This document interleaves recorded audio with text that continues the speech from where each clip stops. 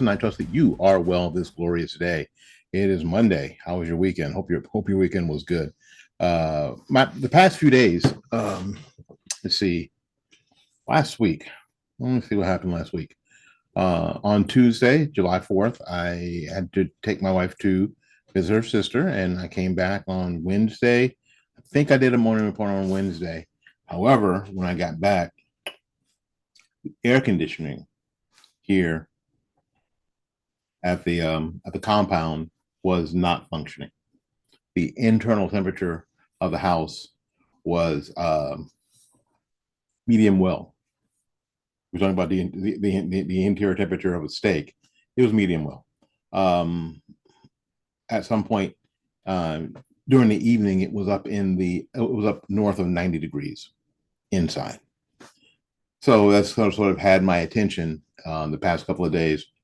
That was Tuesday night, Wednesday night, Tuesday, Wednesday. No, I'm sorry, Wednesday, Thursday, and Friday nights. It is Saturday, and we're catching up. We are trying to catch up. So we're going to do this and post this early Monday, and then we'll do a regular morning report after you see this. So be sure to subscribe and hit the notification button. That way you'll get the next one too. Cool. All right. Anyway, a lot going on. Because I'm traveling tomorrow, my tomorrow right now is Sunday. This article in Breitbart, caught my attention. And you guys know who follow me for a while. Stuff catches my attention. This has to do with the Church of England. And the article is written by, I want to make sure I give credit where credit's due, by Kurt Zindaluka. And it was written on the 8th, which was Saturday.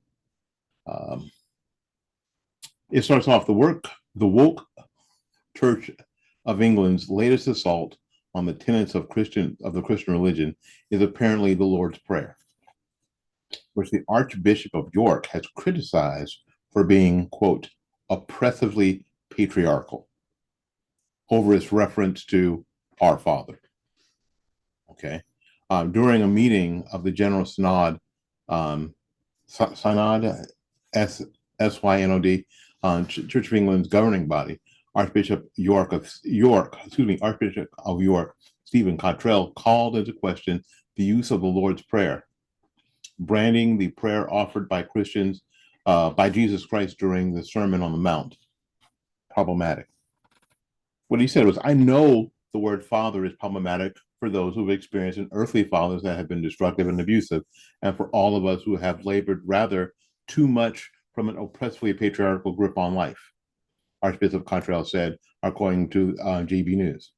We remain stubbornly unreconciled, appear complacent about division, and often appear to be all too ready to divide again. We have got used to this unity, he added. And continuing, we think it's normal when in fact it's a disgrace and an affront to Christ and all he came to give us. This is, and with all due respect to the Archbishop, incorrect. For anybody who has read actually any part of the Bible, especially the New Testament, Christ didn't come to divide. I mean, to unify people. This whole idea, this woke church idea, this secular church idea that Christ came to unify, is incorrect. All one has to do is know where did the disciples come from? What were they doing? They were living their lives, and Jesus said, "Screw them, people. Come with me. Let the dead bury the dead." It's intense. That is probably the most gangster line in the entire Bible.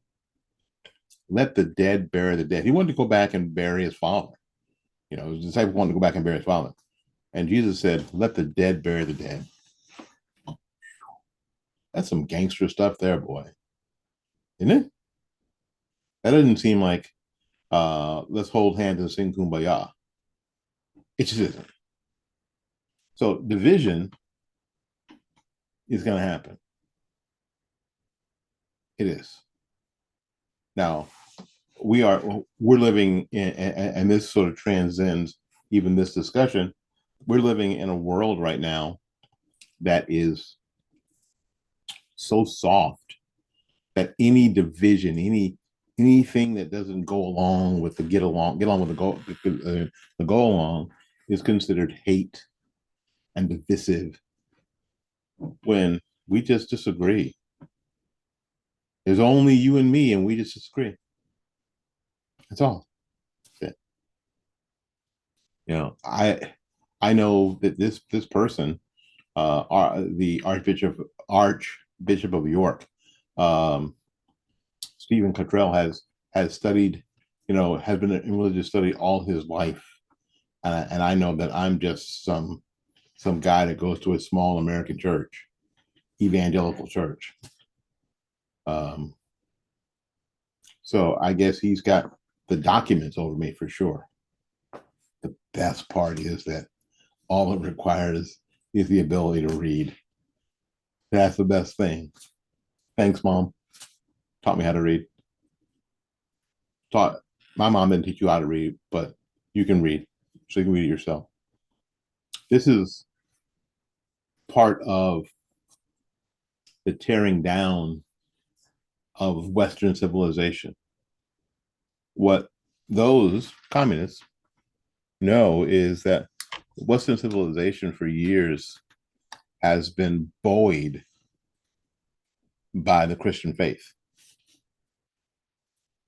This has for the good or the bad, it has been buoyed by Christian faith. So what they know is what the communists know is they have got to destroy the Christian faith. They've got to, because what happened in the Soviet Union? What happened to the churches? What's happening in China? A couple is being fined what amounts to hundreds of thousands of dollars for having a church in their home. Now, for the Chinese government, the problem is that this home church, is one of the largest churches in that part of China. That's why it's important. And this is why sometimes when we have conservative discussions with our libertarian friends that happen to be atheists, they miss this part of it. And this is a very, very important part to all of this discussion. All of it. Christians cannot be agnostic about politics. Christians cannot, say one more time, Christians cannot be agnostic about politics.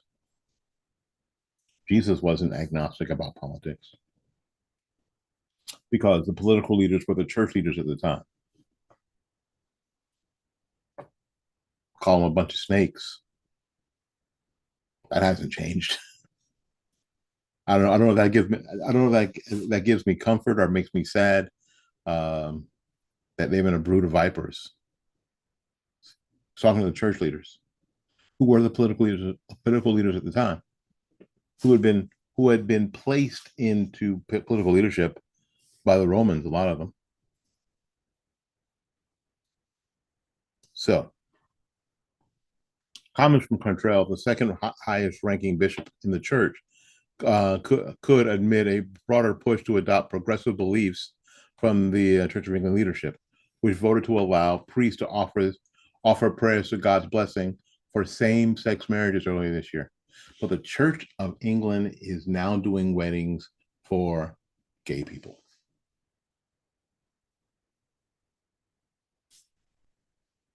It seems like the Pilgrims and the people who came to the United States years ago knew this was going to happen, right?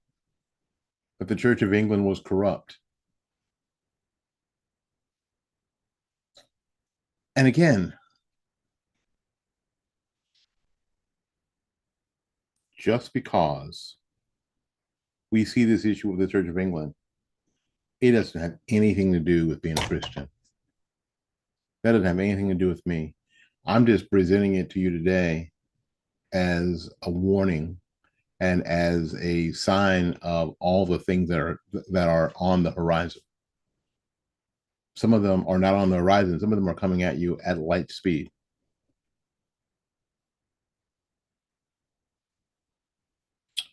Responding to Archbishop Cottrell's comments on the Lord's Prayer, the conservative Anglican mainstream group chairman, Canon Dr. Chris Sudgeon, said, "Is the Archbishop of York saying Jesus was wrong or that Jesus was not pastorally aware?" It seems to be emblematic of the approach of some church leaders to take their cues from culture rather than scripture. Yeah, I said that. Not that we don't have that problem in the American church as well, that we're taking our cues from the culture as opposed to trying to affect the culture through the scripture. It's like that. It's like the kid who wants to be liked so badly. They end up driving the getaway car, at you know, with some kids who are robbing a convenience store.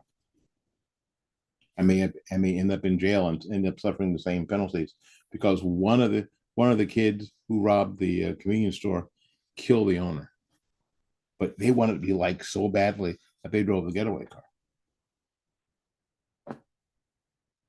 So we are becoming, if we're not careful, an accomplice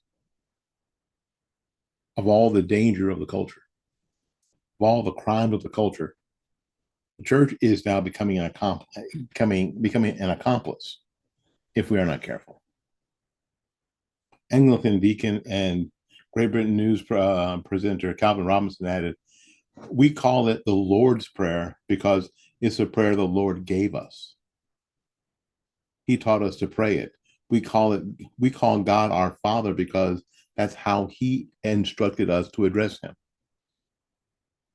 Isn't it interesting that Archbishop Cottrell is probably okay if somebody identifies as something they are not?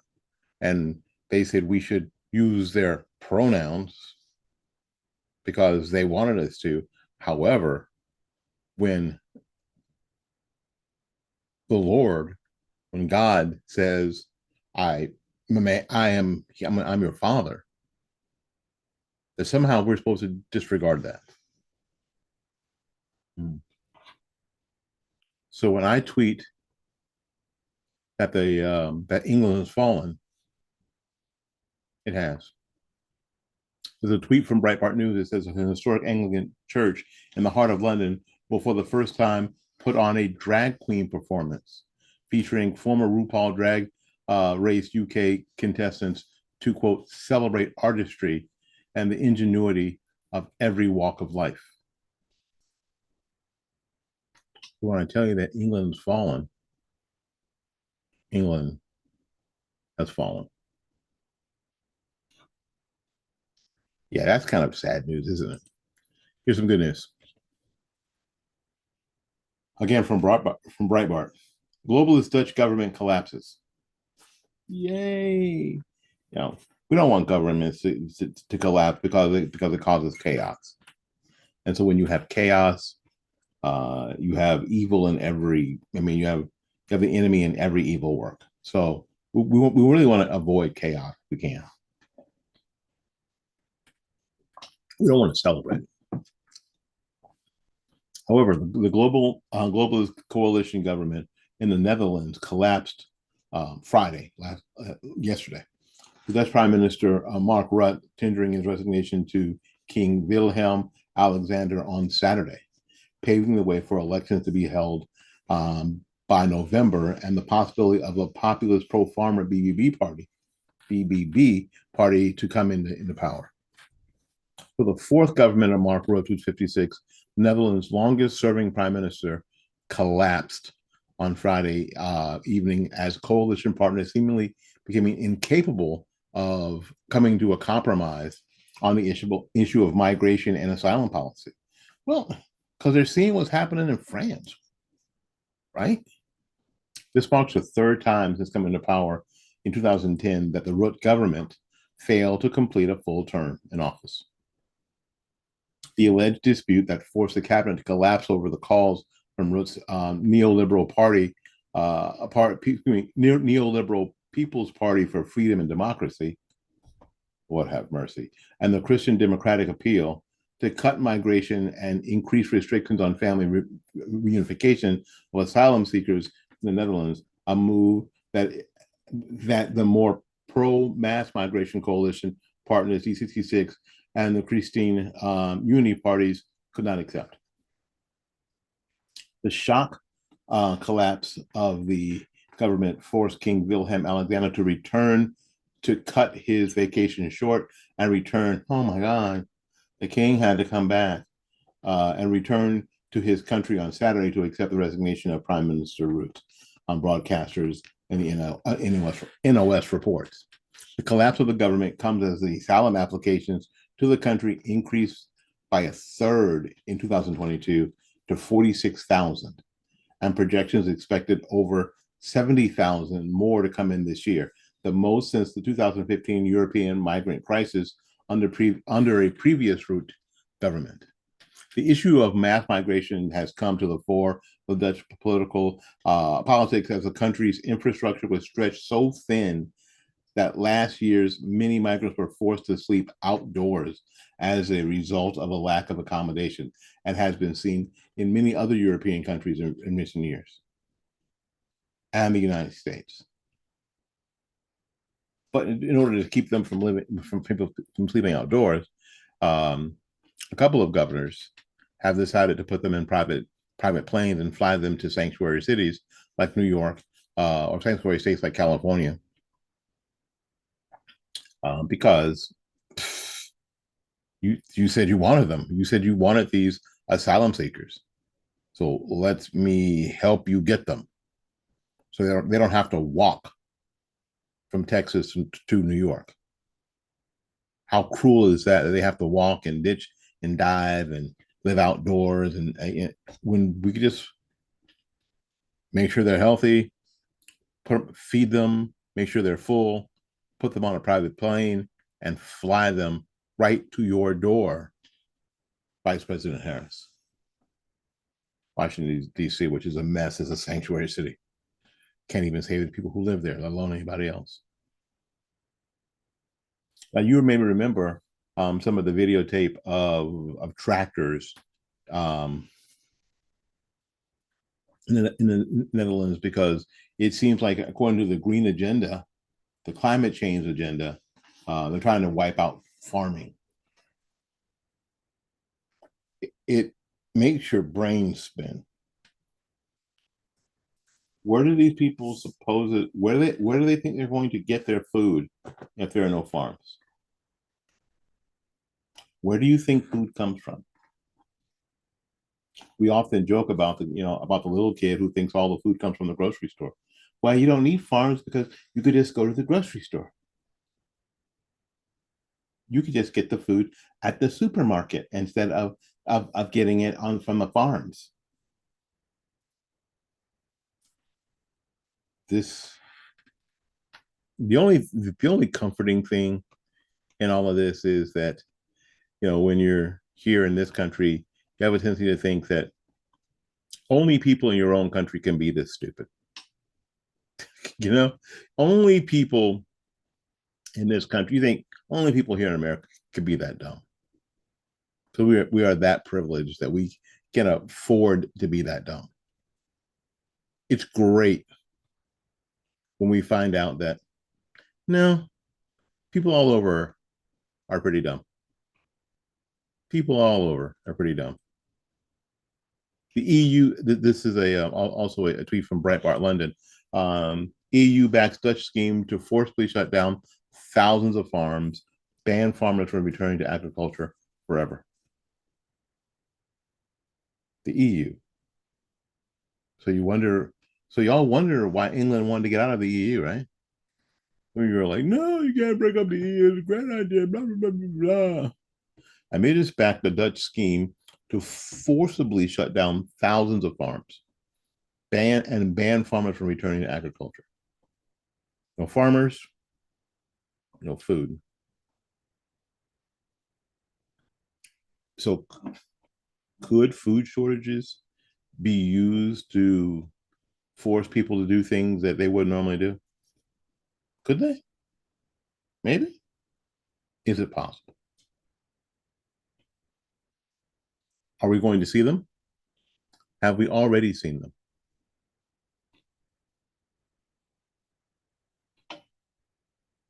Maybe.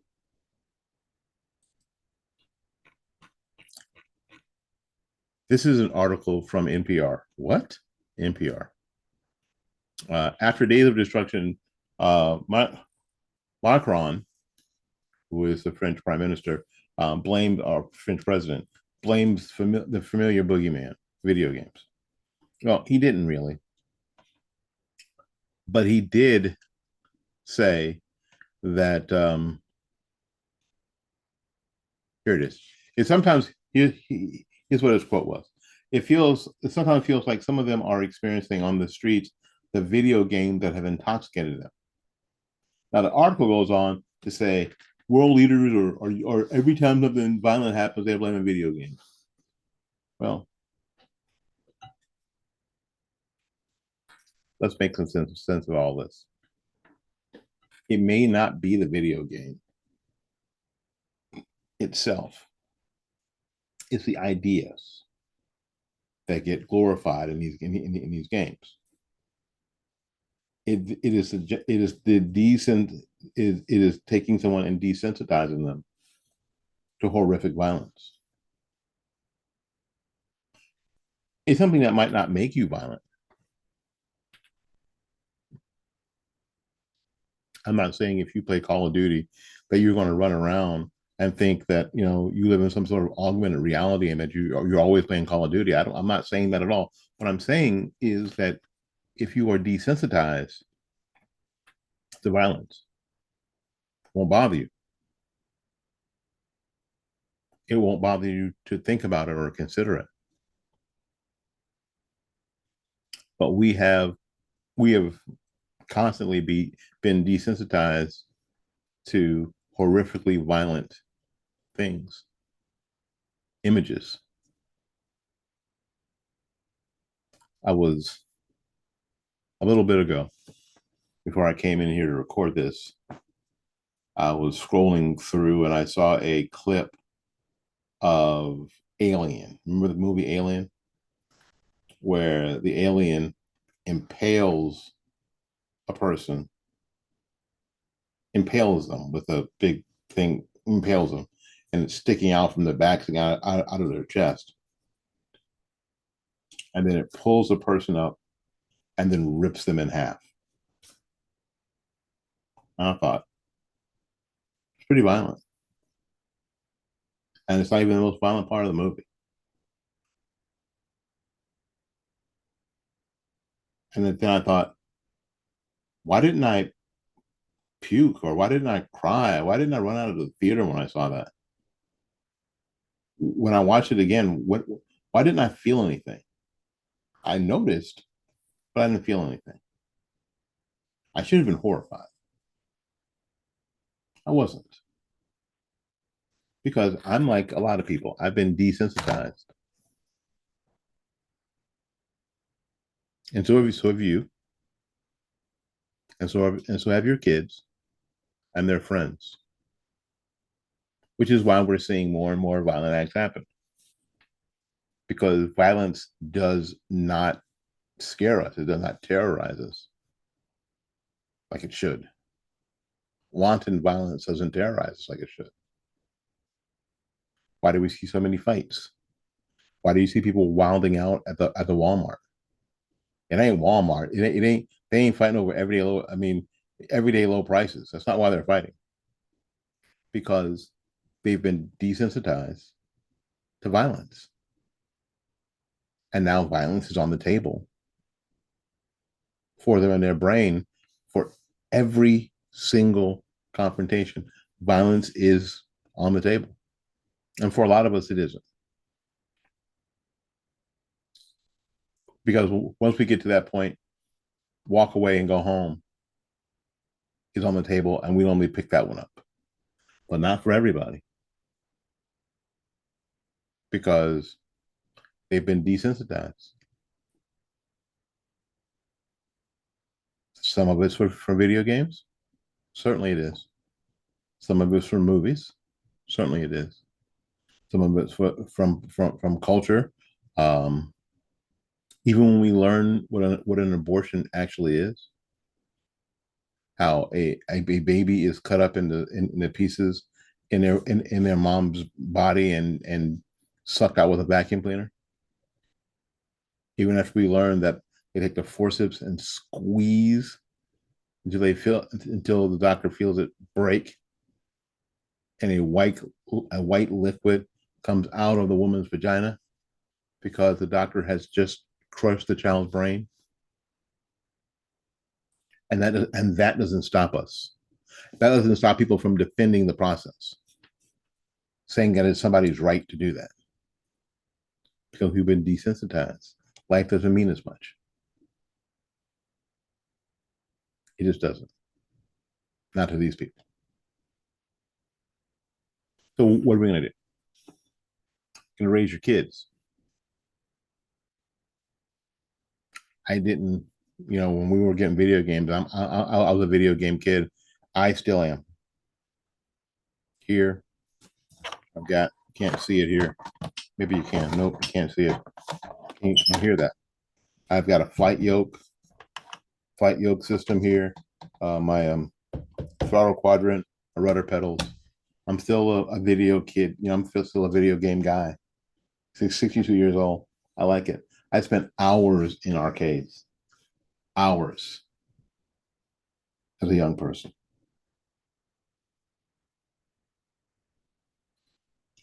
I tried to avoid the violent games. I just didn't like it because back then I was sensitive to it. We didn't let our kid play first person shooter games. That's my cat. Some of y'all who on my saxophone channel met TC the other evening. We won't bring her on. But anyway. Oh, yes, we will. Hey, TC. Wait. Oh, there you go. TC. Say hey to the people. She's not going to say anything. We took TC in about a month ago. She's all wet. TC is 12 and a half years old. And he needed a place to chill. My wife and I took her in. She had a little skin problem, which is why she's wearing a cone of shame. But she's a great companion. Right? She makes noise at night. She's up. Say hey to the people. She's not. She doesn't like you. Anyway, raise your kids. Don't let the culture raise your children. In this broadcast, we have seen how dangerous it is for the culture to have influence over you. You should have influence over the culture. We should have influence over the culture. The church should have influence over the culture, not the other way around. My name is Willie Lawson. This is the morning report for the early morning report for last week and Monday. The regular Monday morning report will be on in just a few hours. So subscribe, hit the notification bell, and you'll see when that pops up. Thank you ever so much. Until we see you again, go out there and learn something, love somebody, and for goodness sakes, y'all take care of yourself. And peace. We'll see you when we see you. Bye-bye now.